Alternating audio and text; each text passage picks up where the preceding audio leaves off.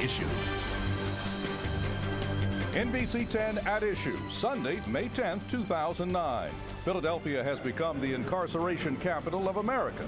It's costing you money. Is there a better way? And what is the price of life? Now on NBC10 at Issue.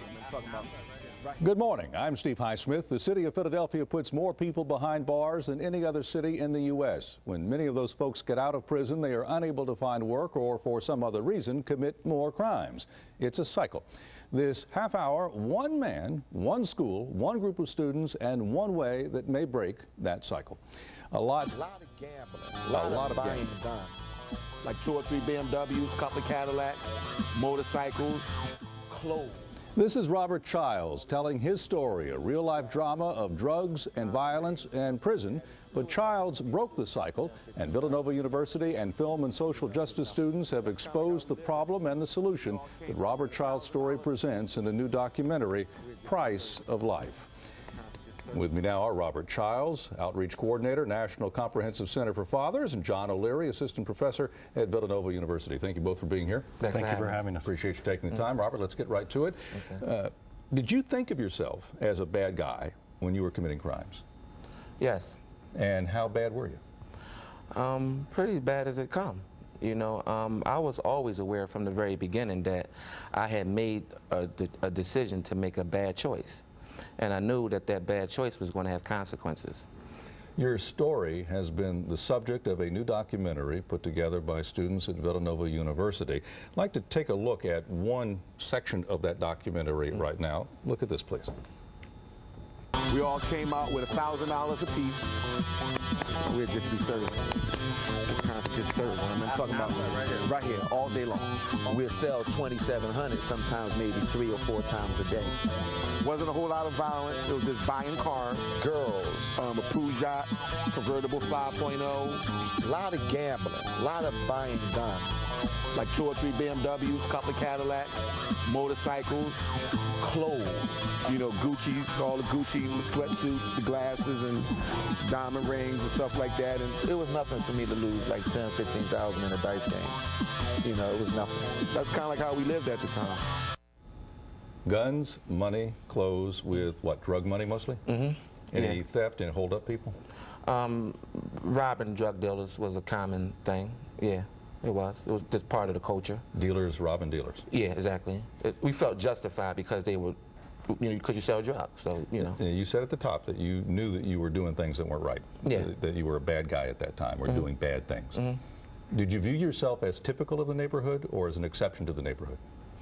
I pose that question to myself sometime because in the community, there were guys who chose to go to college, you know, that were living on the same blocks that we were. You know, it's just that the temptation that comes with the materialism is so influential that it fogs your ability to make a correct decision. So are you saying you were primarily motivated by the desire to get money? Yeah, the American dream.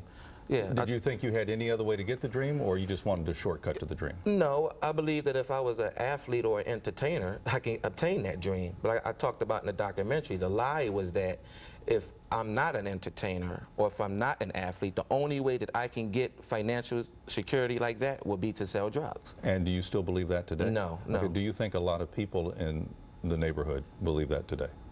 Some, unfortunately, because of, you know, the media and the film is, you know, media tends to glamorize. And I don't want to say media, but I'm saying sometimes in film, to a young mind, it can be easily perceived as being glamorized. No, I think we could argue all kinds of media do that too as well. But John O'Leary, the subject, what we're talking about, is the subject of a new documentary called Price of Life. Villanova has put this together with a couple of different departments involved, correct? Yes, it was a joint project with the Center for Peace and Justice Education and the Communication Department, my department. A professor named Steve McWilliams came to me and said, "Why wouldn't this be terrific if we could take these great talented students we have and put them to make documentaries in the service of peace and justice issues?" So we could only do that when we hired someone else to sort of help out with the technical and artistic aspects of the film, a man named Dan Hunt. Is that what makes this different? Because this isn't the first project that Villanova has done. You have folks every year, students who meet with nonprofits and try to do promos for them, projects for them. So what's different in this that takes it above what we would call, and I mean this in a good sense, the well-meaning amateurish level, because they just don't have the experience yet of film students, to rise this to a point of being a really sound documentary? Well, we knew we had to make it a 6-credit course, which is twice what a normal course would be. We knew that we were going to have all of our students in the class, that's 15 students working on this, and 3 professors, which is rather unusual. And we knew that the focus had to be on an organization that was doing the sort of good work that we wanted to get the word out about. So we made this documentary, this almost 40-minute documentary, Price of Life, and we're also doing a promotional piece for the National Comprehensive Center for Fathers, of which Mr. Childs is a graduate. So it was unique in that way in its interdisciplinary nature. We have students from 3 of the 4 colleges at Villanova, a lot of different majors. We have freshmen, sophomores, juniors, and seniors, and I've been in education for 25 years. This is the most rewarding experience I've ever had. We're going to talk to a couple of the students a little bit later in the program. Let's get back to the story of Robert here and what we think the documentary can help illuminate in this.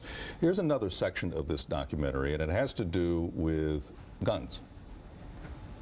My favorite gun was a Desert Eagle, and I loved that gun.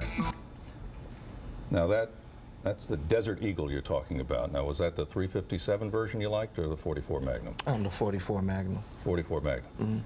Now that gun can fire effectively probably more than 2 football fields in length and kill someone. Yeah. What attracted you to that? You're living in the city. It was just the culture at the time. Was that a standard operating No, procedure? it wasn't standard. No, and that's what drew me to it. That's a semi-automatic. Yeah. That's. I mean, typically most guys had 9mm. At the time, it was 16 and the clip 1 in the hole. And a friend of mine had actually owned that gun, and he gave it to me.